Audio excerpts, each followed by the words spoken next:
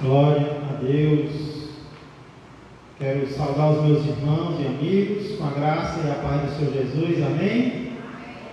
Uma alegria muito grande ver cada um de vocês aqui. Também está podendo falar. Aqueles que não estão aqui presentes, mas estão nesse momento em seus lares, nos acompanhando por meio das redes sociais. Vamos fazer mais uma oração antes de abrirmos a palavra de Deus. Quero convidar a irmã Larissa para orar. Quem quiser e puder ficar de pé, para nós orarmos agora.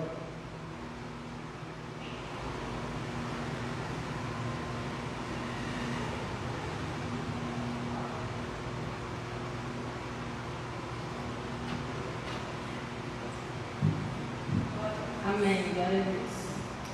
Senhor Deus e amado Pai, muito obrigado por esse dia, Senhor. Obrigado por o Senhor estar conosco, nos guardando, nos protegendo, nos livra de todo mal, Senhor. Deus, obrigado pelas transformações que eu venho fazendo na nossa vida.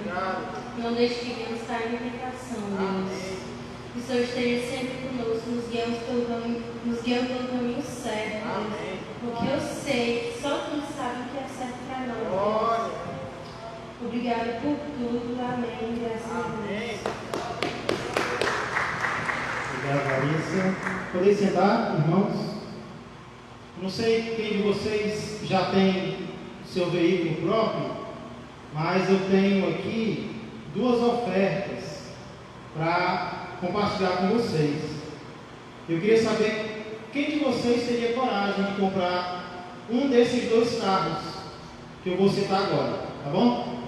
Primeiro carro são carros revolucionários, diferentes de todo aquele que você já viu, tá bom?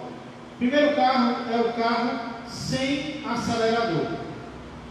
Esse carro ele não tem acelerador, porém, em compensação, o freio dele é muito bom. Basta você triscar no freio que ele já permanece parado, porque ele não acelera. Então, ele já está parado e ele continua, porque o freio dele é muito bom. Gostaram desse carro? Talvez não. Tem o segundo carro. É o carro sem freio. Esse carro só tem acelerador, é para quem gosta de emoções fortes. Então, você pode aí acelerar à vontade. Triscou, já acelera. Ele não tem freio. Em compensação, o acelerador dele é muito bom. E esses carros estão de promoção e eu queria saber quem de vocês, em sã consciência, teria coragem de adquirir um desses dois carros? O carro sem freio e o carro sem acelerador. Eu creio que, em sã consciência, ninguém teria coragem de adquirir nenhum desses dois carros. E o motivo é muito claro. O motivo é porque existem coisas que só servem se estiverem juntas. Existem coisas que, se forem separadas, vão acabar trazendo problemas. Duas delas são o acelerador e o freio. Um carro não pode ter só um dos dois, porque se o acelerador e o freio forem separados, ou seja, se o veículo, se o carro, se a moto tiver só um dos dois, não vai dar certo.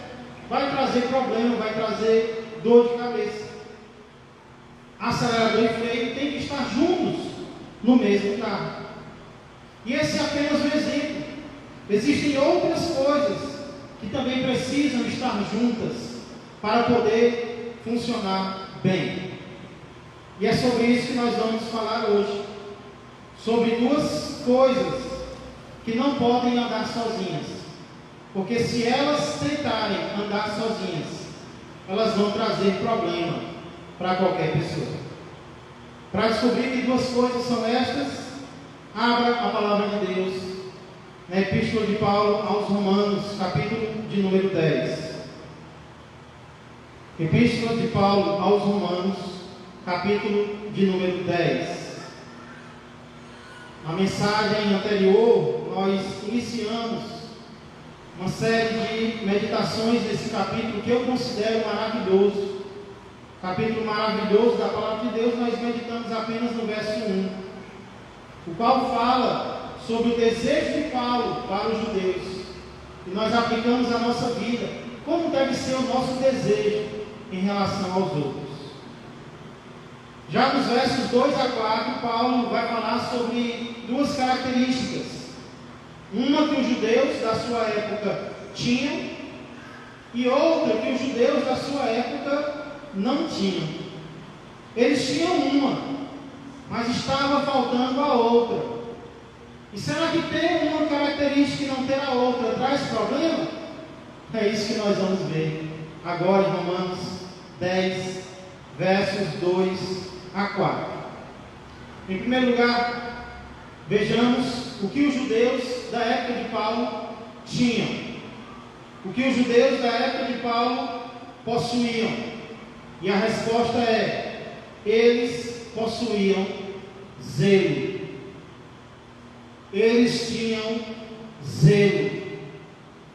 Paulo começa o verso 2, olha para a Bíblia, dizendo: porque lhes dou testemunho de que eles têm zelo por Deus. Paulo, no verso anterior, fala da oração que ele tem, do desejo que ele tem de que os seus compatriotas sejam salvos. E agora ele explica por que ele ora pela salvação dos judeus. No verso 2, ele começa dizendo: por quê? Porque eu lhes dou o testemunho de que eles têm algo. O que é que eles têm? Eles têm zelo por Deus. Olha que interessante, irmãos. Olha que interessante, amigos. No decorrer do versículo, Paulo vai fazer uma crítica muito pesada ao judeu. Paulo vai criticar mesmo o seu povo. Porém, antes de fazer uma crítica ao judeu, o que é que Paulo faz? Um elogio. Antes de fazer uma crítica, Paulo faz um reconhecimento. E eu acredito que talvez isso seja um exemplo para nós. Talvez isso seja um exemplo para nós nesse exato momento da nossa vida.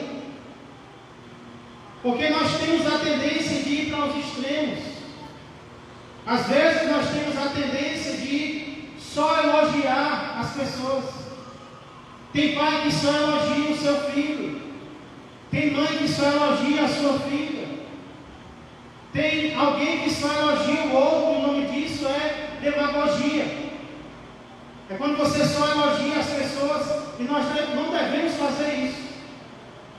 Por outro lado, nós não podemos ir para o outro extremo. E qual é o outro extremo, pastor? É de só criticar as pessoas.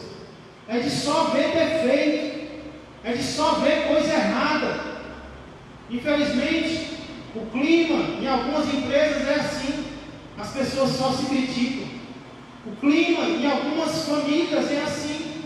O casal só se agride, só diz coisas ruins um para o outro, só vê defeito um no outro.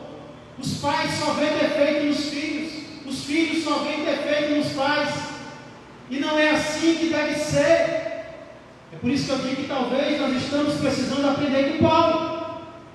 Sim, no decorrer, Paulo vai fazer uma crítica, porque é necessário criticar. Mas Paulo não enxerga apenas coisas negativas nos judeus.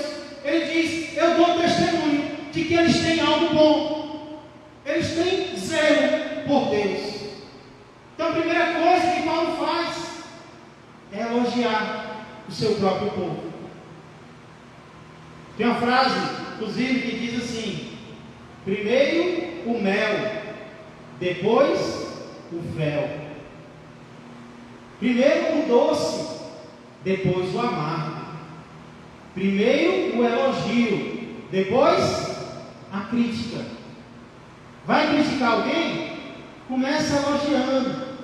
Começa dizendo no que a pessoa está acertando, para ela já se animar. Aí depois você vem e dá um soco nela. Um soco espiritual, um soco moral. Mas primeiro você mostrou algo para ela se alegrar, para ela se animar. Então nós vemos isso várias vezes na palavra de Deus. Ver no que as pessoas estão acertando.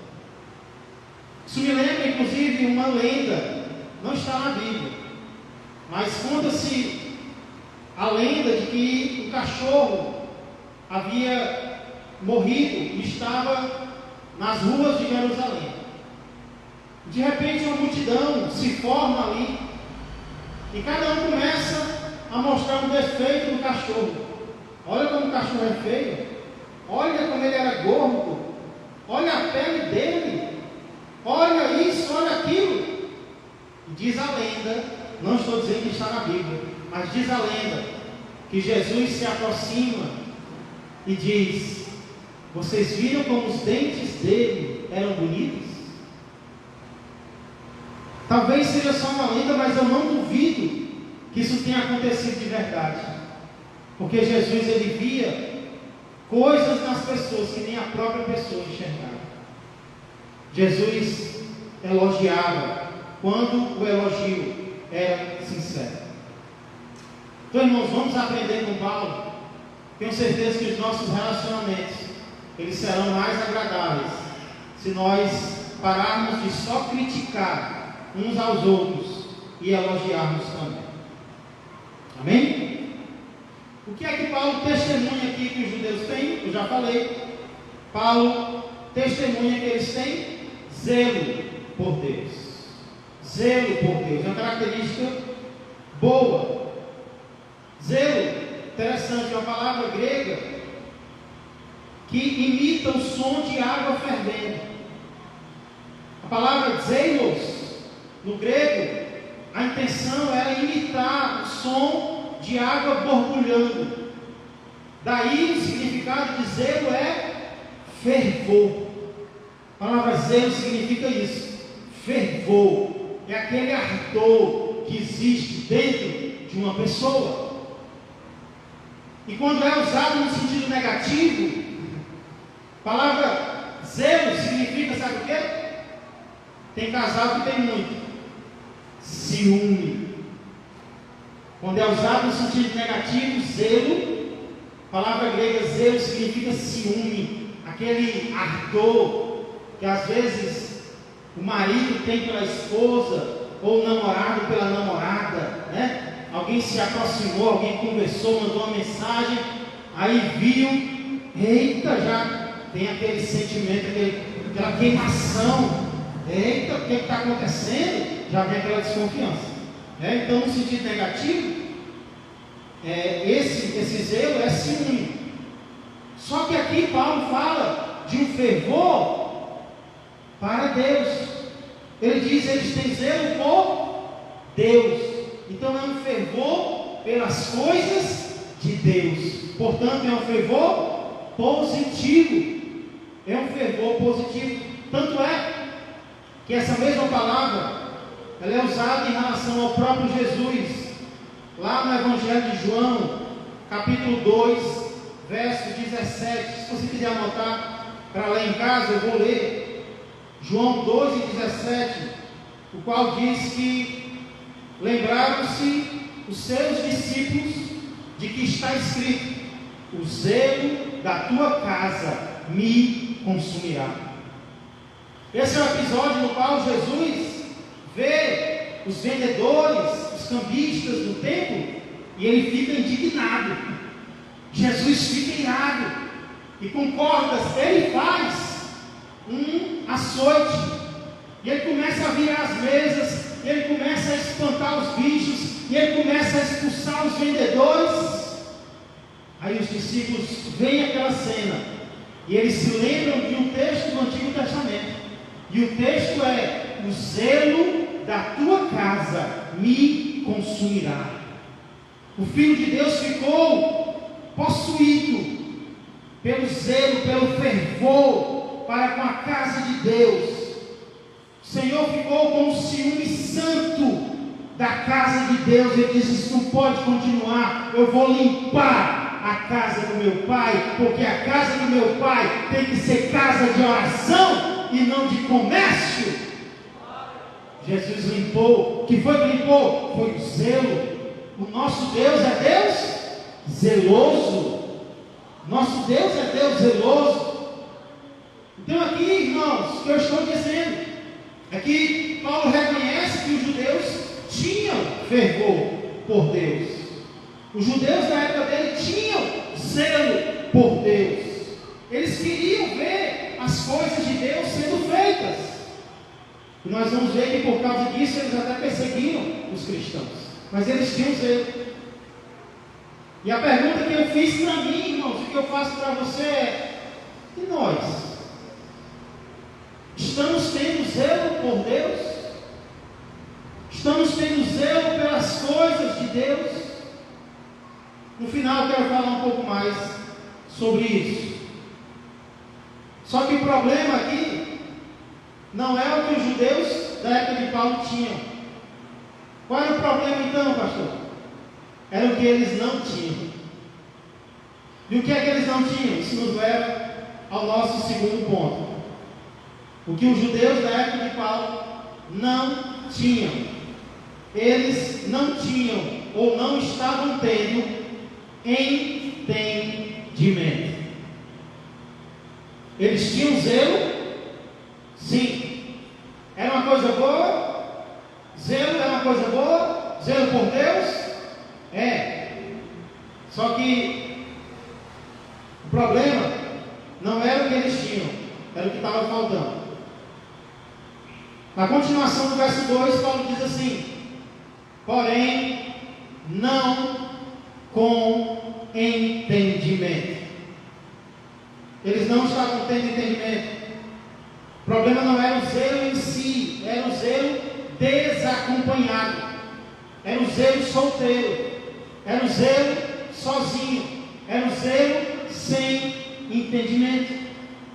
Eles tinham zelo, mas não tinham compreensão. E para que ninguém achasse que Paulo estava sendo injusto no que estava dizendo, ele cita 3 coisas gravíssimas que os judeus da sua época fizeram em relação a Deus, que mostrava que eles tinham zelo sem entendimento. Gravíssimo no seu coração. 3 coisas gravíssimas que mostravam que eles tinham zelo sem entendimento. Primeira delas, tudo no verso 2. Eles desconheceram a justiça de Deus. Verso 3, perdão. Porquanto, desconhecendo a justiça de Deus. Primeiro erro que eles cometeram, eles desconheceram a justiça de Deus. A palavra desconhecer aqui significa ser ignorante. E o que é intrigante dessa palavra é que muitas vezes ela se refere a uma ignorância voluntária. Como assim, pastor? É alguém que sabe que é ignorante, mas quer continuar sendo.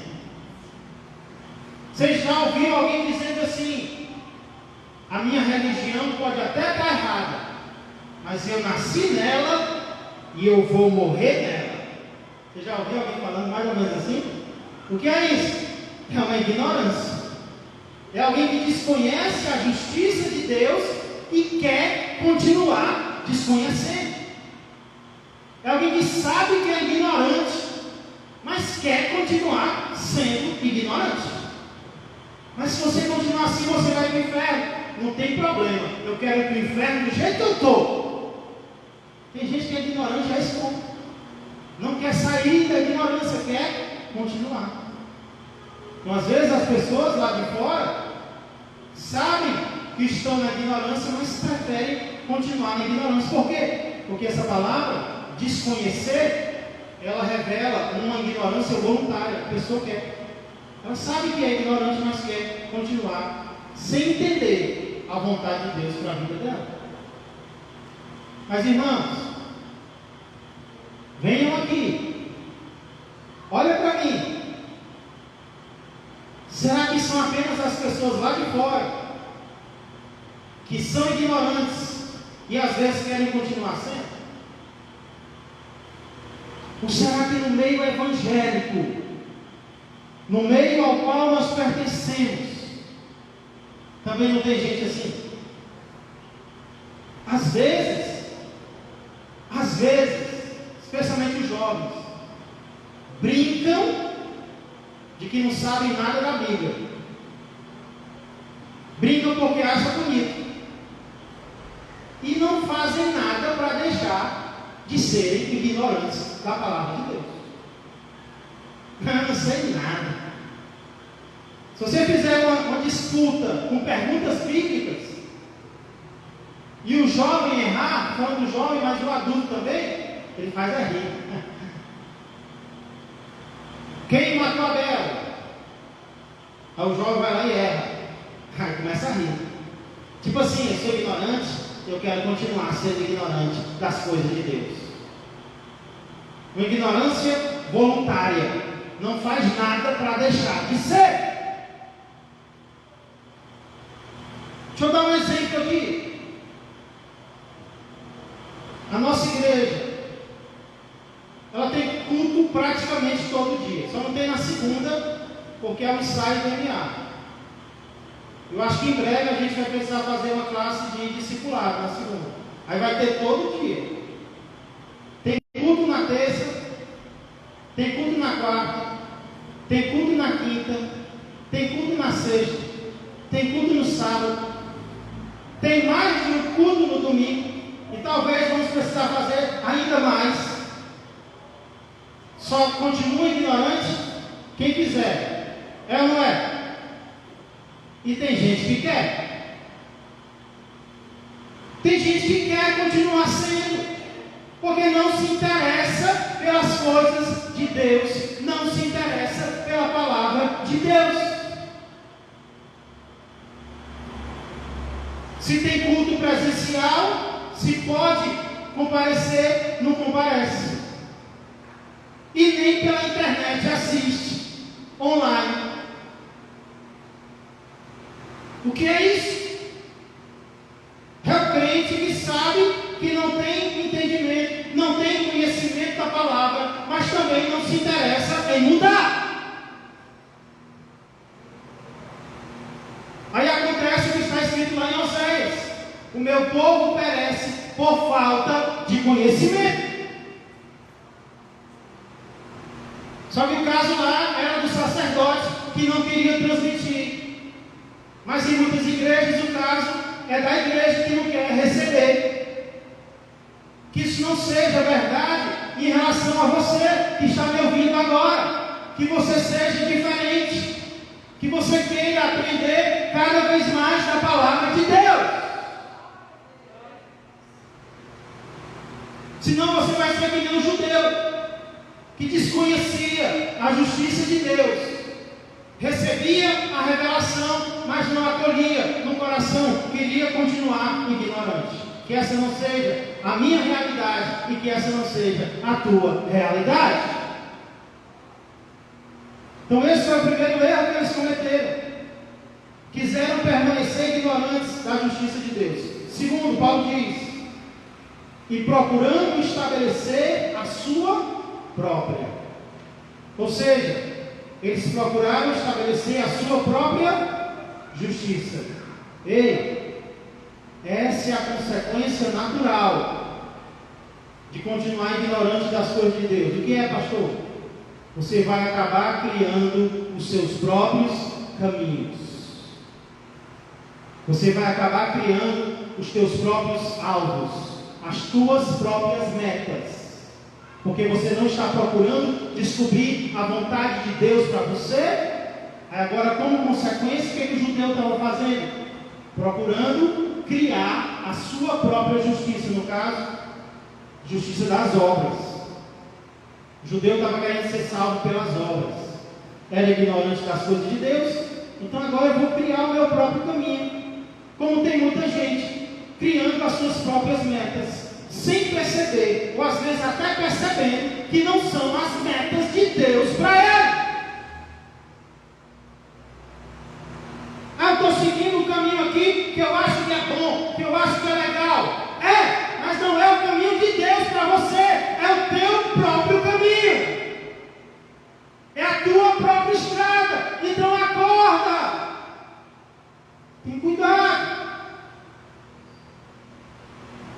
Porque aí o judeu cometeu o terceiro erro, que é o cúmulo de tudo. Eles não se sujeitaram à justiça que vem de Deus. Olha a escada rolante para baixo.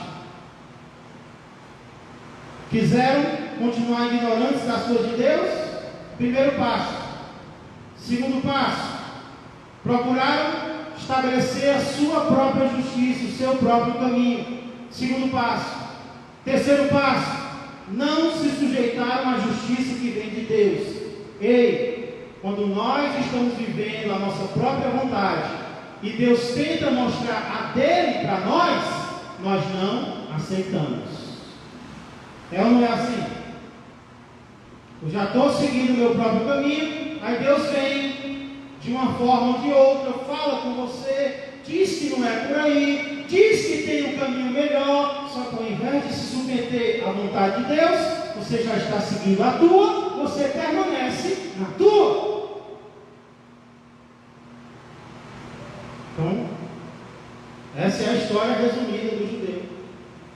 3 erros que eles cometeram, que mostram que eles não tinham entendimento. Tinham zelo? Sim. Mas não tinham entendimento. Mas pastor, que justiça é essa que esses judeus rejeitaram? Paulo diz que eles não se sujeitaram à justiça que vem de Deus. Que justiça é essa? Quem sabe que justiça é essa? O próprio Paulo explica qual é, no verso 4, para a gente concluir. Porque o fim da lei é? Porque o fim da lei é Cristo, para a justiça de todo aquele que crê. Qual foi a justiça que eles rejeitaram? A justiça que Cristo trouxe para eles. A justiça da cruz de Cristo. Eles não aceitaram, tanto é que rejeitaram o Messias. O que é que Paulo queria dizer, hein? Com essas palavras, o fim da lei é Cristo. Em que sentido Cristo é o fim da lei? Eu creio que o sentido aqui, irmãos, é que Cristo é o cumprimento da justiça na vida de todo aquele que nele crê. Creio que o que Paulo está querendo dizer é que a justiça se cumpre na vida daquele que crê em Jesus. Não pelas obras, mas pela fé em Jesus. É mais ou menos o que o próprio Paulo vai dizer lá em 1 Coríntios 1, versos 30 e 31. 1 Coríntios 1, versos 30 e 31 dizem assim, obrigado. Mas vós sois dele em Cristo Jesus, o qual se nos tornou da parte de Deus sabedoria e justiça e santificação e redenção, para que, como está escrito, aquele que se gloria, glorie-se no Senhor. Que Paulo vem mostrando aqui, eu não tenho sabedoria para agradar a Deus, eu não tenho justiça para agradar a Deus, eu não tenho santificação para agradar a Deus, eu por mim mesmo não posso me salvar. Mas a boa notícia é que alguém se tornou sabedoria a nosso favor, alguém se tornou justiça por nós, alguém se tornou santificação por nós, alguém morreu na cruz para nos remir, para nos salvar. Então, se eu tenho que me gloriar em alguém, não é em mim, eu tenho que me gloriar é nele. Então ele se tornou justiça, e pela fé eu me torno justo como? Recebendo ele como meu Salvador e como meu Senhor. Foi isso que o judeu não entendeu. Deus enviou a justiça para eles, quem? Cristo. E eles disseram, não, eu não quero essa justiça de Deus, eu quero a minha própria justiça. E como tem pessoas hoje, você prega Jesus para elas, elas dizem, não, eu já sou bom. sou um cara legal, eu não preciso de Jesus não. Todos nós precisamos de Cristo, porque só em Cristo seremos verdadeiramente justos. Sem Jesus nós vamos tentar o nosso próprio caminho, mas nós não vamos alcançar a justiça de Deus. Irmãos, aqui cabe uma meditação sobre a transformação que ocorreu na vida do apóstolo Paulo. Sabe, Paulo falou sobre o judeu que tem zelo, mas não tem entendimento. E Paulo sabia do que estava falando, sabe por quê? Porque ele foi o melhor exemplo de um judeu sem entendimento. Se tinha alguém zeloso por Deus, esse alguém era o fariseu Paulo. E ele mostra isso em vários versículos. Olha, por exemplo, Atos 22, e verso 3.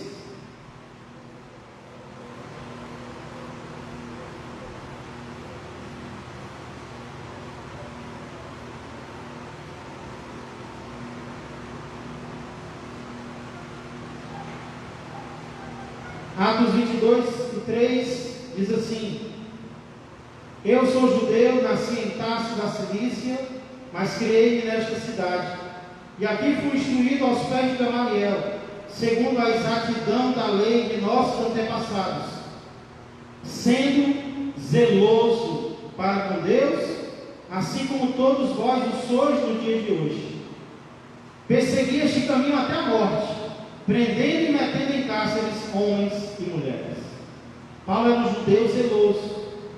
Ele achava que estava certo em perseguir a igreja de Jesus Cristo. Gálatas 1:14.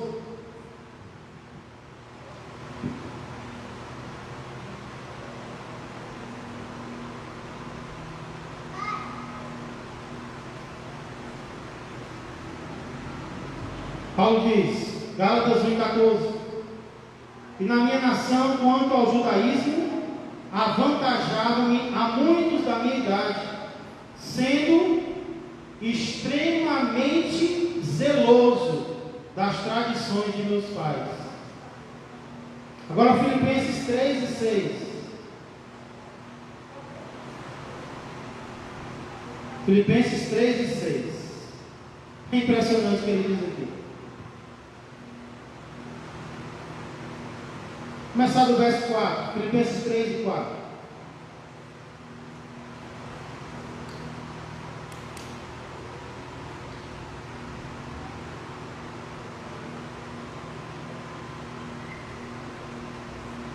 Diz assim o apóstolo: Bem que eu poderia confiar também na carne. Se qualquer outro pensa que pode confiar na carne, eu ainda mais. Circuncidado ao 8º dia, da linhagem de Israel, da tribo de Benjamim, hebreu de hebreus. Quanto à lei, fariseu.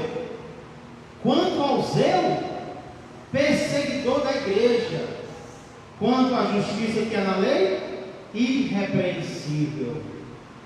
Paulo era um judeu cheio de zelo, porém sem entendimento. Estava rejeitando o próprio Cristo, a própria salvação. Mas sabe, irmãos, houve uma mudança na história de Paulo. Houve uma mudança na história daquele judeu. Assim como eu creio, houve uma mudança na minha história e na tua história também. E é o que ele fala no verso 7. Mas o que para mim era lucro, isto considerei perda por causa de Cristo. Sim, deveras considero tudo como perda, por causa da sublimidade do conhecimento de Cristo Jesus, meu Senhor, por amor do qual perdi todas as coisas e as considero como refúgio para ganhar a Cristo e ser achado nele, não tendo justiça própria que procede de lei. Eu entendi, é como se Paulo estivesse dizendo: eu entendi, eu não tenho justiça própria que procede de lei, senão a que é mediante a fé em Cristo, a justiça que procede de Deus, baseada na fé. Paulo rejeitou a sua própria justiça e recebeu a justiça que procede de Deus pela fé em Jesus Cristo. Essa é a história de Paulo, eu creio, a história de todos nós. E ela nos traz algumas lições, irmãos. Eu quero concluir compartilhando 3 lições que eu aprendo aqui nesses versículos. Primeira lição: não podemos viver sem zelo. Um crente não pode sobreviver sem fervor para com Deus. O crente tem que ter zelo, o crente tem que ter fervor pelas coisas de Deus. Quando Paulo fala sobre o zelo do judeu, ele não fala criticando, lembra? Ele fala elogiando. Eu testemunho que eles têm. E se fosse em relação a nós, será que Paulo também nos elogiaria? Porque nós temos zelo por Deus. Pastor, como é que o zelo se manifesta? Como é que o zelo por Deus pode ser visto? Às vezes nós vemos um homem cuidando do seu carro, ou uma mulher cuidando da sua casa, ou um homem ou uma mulher cuidando do seu corpo. O que é que nós dizemos? Ele é zeloso com o carro dele. Olha que mulher zelosa com a casa. Zelo se manifesta pelo cuidado que nós temos. O problema é que muitas vezes nós temos cuidado com as nossas coisas, mas não temos cuidado com as coisas de Deus. Nós temos zelo, fervor com aquilo que é nosso, com o nosso trabalho, com a nossa carreira, com os nossos objetos, com os nossos filhos, mas às vezes não temos zelo pelo trabalho de Deus, que é feito de qualquer maneira. Não temos zelo pelo nosso crescimento espiritual, pela nossa comunhão com Deus. Não temos zelo pelo nome de Deus, que é blasfemado por aí e nós não sentimos nada. Mas se falar do nosso político predileto, aí a gente se levanta para defender. Se falar de Jesus, não estou nem aí, eu não preciso da minha defesa. Mas fala do teu político predileto, aí você se levanta, passa 3 horas no Facebook defendendo. Mas cadê o zelo por Deus? Cadê o zelo pelas coisas de Deus? É como o profeta Ageu falou, lá em Ageu 1:4. Acaso é tempo de habitardes vós em casas apaineladas, enquanto esta casa permanece em ruínas? Por acaso vocês não estão vendo que vocês estão cuidando das coisas de vocês? E estão esquecendo das minhas coisas, da minha casa, da minha obra, do meu serviço? Talvez você já teve zelo por Deus no passado, e você esfriou na fé. Pois saiba que hoje Deus te convida a voltar a sentir fervor no teu coração por Ele e pelas coisas dEle. Peça para Deus reacender o fervor genuíno, verdadeiro, pelas coisas dEle, porque Ele merece, porque Ele é digno. Segunda lição que eu aprendo aqui: primeiro, não podemos viver sem zelo. Segunda, não podemos viver sem entendimento. Precisamos ter zelo, como eu disse agora, mas também precisamos ter entendimento em todas as áreas da nossa vida, inclusive, escute, inclusive na adoração, inclusive no culto. Tem crente que acha que entendimento é para ficar do lado de fora do culto. Culto é lugar só de emoção, só de fervor, só de... Você está muito enganado. Você está muito enganado. Venha para o culto e não deixe a sua mente lá fora. Adore, com o seu coração, mas adore com a sua mente também. É Paulo quem fala isso. Vamos lá para 1 Coríntios 14, só para ler alguns versículos. Não precisa explicar. Os versículos já são autoexplicativos. 1 Coríntios 14, versos 13 a 19. Olha que interessante, irmãos. Muitas pessoas estão se perdendo nisso aqui. Querem só emoção, querem só unção, querem só sentir algo. Eita, que eu me arrepiei todinho. Emoção tem que ter, fervor tem que ter, zelo tem que ter, mas tem que ser com o quê? Qual é o erro do judeu? Ele tinha fervor, mas não tinha entendimento. No culto tem que ter os dois. Pastor, para de falar e lê logo. 1 Coríntios 14, verso 13. Apóstolo Paulo, viu? Pelo que o que fala em outra língua deve orar para que a possa interpretar. O povo sonha em falar em língua, mas não ora para interpretar a língua que fala. Está errado. 14. Porque se eu orar em outra língua, o meu espírito ora de fato, mas a minha mente fica infrutífera. Que farei, pois? Paulo vai casar os dois agora. Orarei com o espírito, mas também orarei com a mente. Ou seja, entendendo que eu estou orando. Cantarei com o espírito, mas também cantarei com a mente.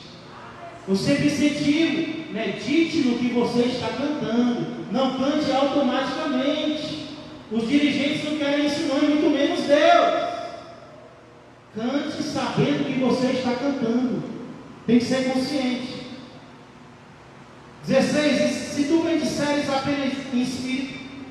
16. Como dirá o indouto, amém, depois da tua ação de graças, visto que não entende o que dizes. Você fala, a pessoa não entende, como é que ele vai dizer amém se ele não entendeu? Porque tu de fato dás bem as graças, mas o outro não é edificado. Aí Paulo agora, aí vocês acham que eu estou criticando o dom que eu não tenho? Dou graças a Deus porque falo em outras línguas mais do que todos vós. Contudo, prefiro falar na igreja. 5.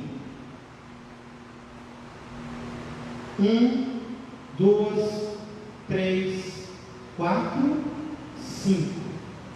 Prefiro falar na igreja 5 palavras com meu entendimento para instruir outros, a falar 10.000 em outra língua que ninguém vai entender nada. Eita, Paulo! Ainda bem que foi Paulo, não fui eu, né?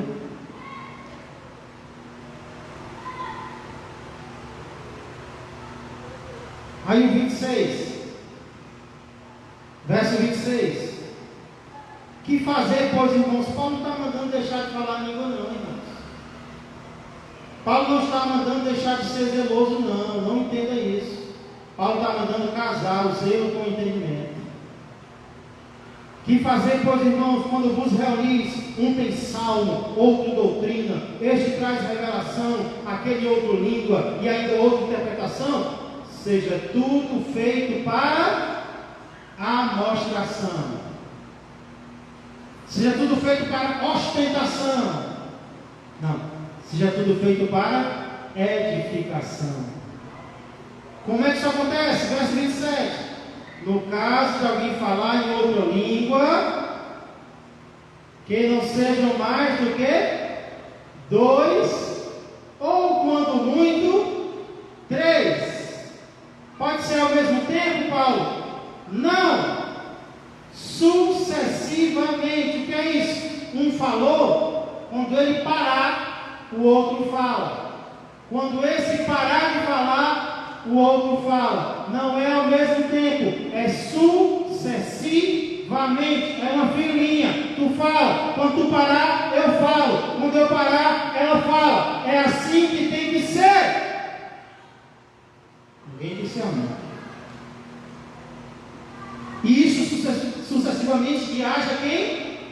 interprete. Mas não havia intérprete, pastor, eu falo e ninguém interpreta. Fique calado na igreja, falando consigo mesmo e com Deus. Pastor, eu falo em línguas, eu não entendo. E na igreja não tem quem entenda. Amém. Fala só para você e Deus. Que aí você vai se edificar, você vai crescer. Mas se o outro não entende, ele não vai ser edificado. Amém?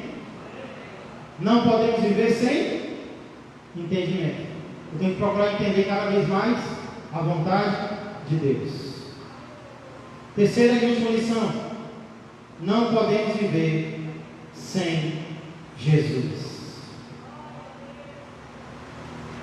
Ter entendimento é bom, ter zelo é bom, mas não adianta eu ter zelo, não adianta eu ter entendimento se eu não tiver Jesus Cristo na minha vida. Na verdade, não adianta eu ter qualquer coisa que seja importante se eu não tiver Jesus na minha vida. Jesus é mais do que tudo. Foi por isso que Paulo disse: Ele é o fim da lei, Ele é o alvo de todas as coisas, Ele é o alfa e o ômega, Ele é o primeiro e o último. Jesus está acima de tudo que nós precisamos ter. Pastor, como é que eu tenho esse Jesus? Eu quero esse Jesus para mim. Paulo deixou claro: Ele é a justiça de todo aquele que crê. Como é que eu recebo Jesus? Pela fé. A fé é a coroa das virtudes. Por meio da fé, nós temos Jesus. Deixa eu perguntar: você já tem Jesus? Você já o recebeu pela fé, para que Ele seja a tua justiça, para que Ele perdoe os teus pecados, te salve e te leve para o céu? Se ainda não, faça isso agora. Onde quer que você esteja, convide-o para ser a tua justiça, para ser o teu Senhor e o teu Salvador. Mas se você já tem Jesus, se você já o recebeu, decida, procure servi-lo com ainda mais zelo e também com ainda mais entendimento, procurando descobrir cada vez mais a vontade dele para a tua vida. Meu desejo: saia daqui com zelo, saia daqui com entendimento e principalmente saia daqui com Jesus Cristo. Vamos orar. Pai amado e Pai querido, pedimos perdão, Senhor, por sermos incompletos, por muitas vezes termos uma característica que te agrada, mas não termos outra. E é exatamente por isso que precisamos de Cristo. Porque se nós somos incompletos, Ele é completo. Se nós somos imperfeitos, Ele é perfeito. Se nós somos falhos, Ele morreu na cruz para cobrir todas as nossas falhas. Nós te adoramos, Jesus. Nós te agradecemos. E agora nós queremos te servir. Senhor, melhor do que estávamos servindo. Obrigado por ainda nos dar a vida. Que não seja a vida conforme nós queremos, mas que seja a vida conforme o Senhor quer e o Senhor planejou para nós. Abençoa, Senhor, aqueles que estão aqui e aqueles que estão me ouvindo por meio das redes sociais. Que a nossa vida seja transformada por meio de Jesus. É o que eu peço e agradeço em nome dele.